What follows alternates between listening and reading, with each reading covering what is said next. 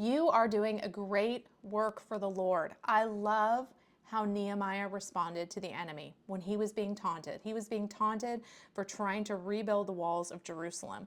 And the enemy will use people to taunt us. The enemy will use others to try to tell us we're not doing a good job. He'll try to use others to get us to throw off track because guess what? The enemy has no power unless it's through human agreement. So the enemy needs a human to agree with him. But Nehemiah, he goes to do this great work for the Lord. He's rebuilding the walls and he's doing it in community. So he gets the whole city rallied behind him to rebuild the walls of Jerusalem. And what happens right away? As soon as the enemy gets wind of it, they write letters to him telling him, you better stop doing the work or we're going to have you killed.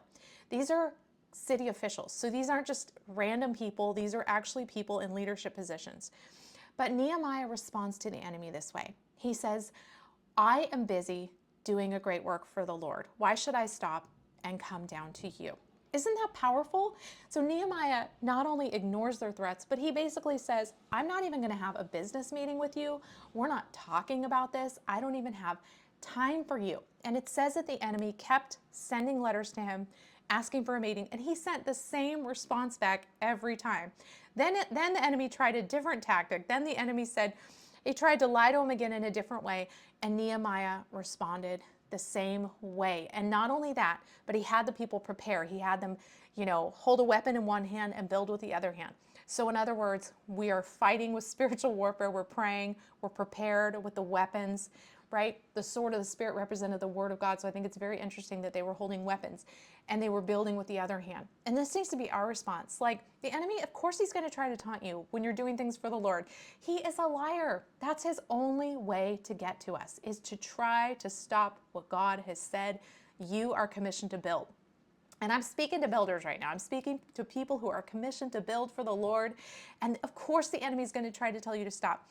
When I was writing my first book on deliverance, I was taunted by the enemy. There was so much chaos happening around me, and it was the most crazy season. And I remember thinking to myself, what is going on? And finally, the Lord told me, go to the book of Nehemiah and read about him when he was building.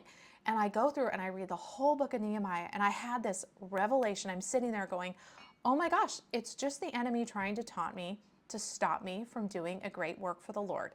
I love Nehemiah's response. I am busy. I cannot come down to you. I am doing a great work for the Lord, and you are doing a great work for the Lord. And this should be our response, because guess what? Our feelings are not the truth. Our feelings are an indicator of what we are believing. It's not the truth. And so one thing to do to help practically is to ask the Lord, Lord, what is the truth about this? Have you called me to do this? Am I building the right thing? Because the enemy will also try to cause confusion, to get you confused about your purpose. What am I doing? Am I doing the right thing? Is this what God has called me to do? He'll use religious guilt, making you feel like, well, what if it's the wrong thing? What if I got it wrong? Oh my gosh. I mean, think of it this way. Would you ever want your children feeling guilty for coloring something? Would you ever want them to feel guilty as they're building a Lego set? Would you ever want them to look at you and go, oh, I hope I'm not coloring the wrong thing, or I'm not building the right thing, or I'm doing something wrong? It's like, oh my gosh, this is not God's heart for us. He has commissioned us to do things with him, not for him. He wants us to build with him as children. He wants us to enjoy the process. He wants to have joy in the process. It also says in Nehemiah 8:10, the joy of the Lord is our strength. So I pray today that the joy of the Lord is your strength as you are building the thing that the Lord has called you to build. Don't worry about how it's going to look.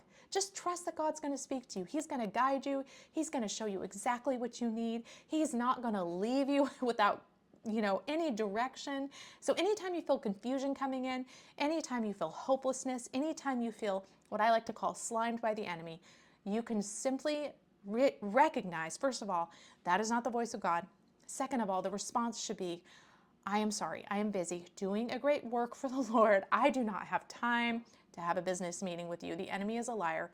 He will try to get you to quit. He'll try to get you to be discouraged. But here is how we overcome. Keep going.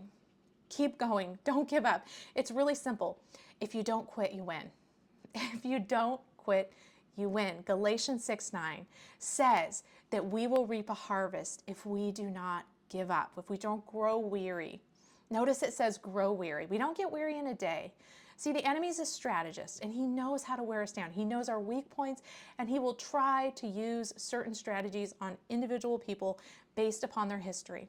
But that's not who you are. You're not going to listen to him anymore. And so next time he tries to send you a letter, like a bully, whispering something into your ear, using another person, trying to get you to stop what God has called you to do, you can just tell him, I'm so sorry. I am busy, and I don't even have time for a business meeting with you. I'm doing a great work for the Lord. So I bless you today. I pray this blesses you. You are anointed. You are appointed for such a time as this.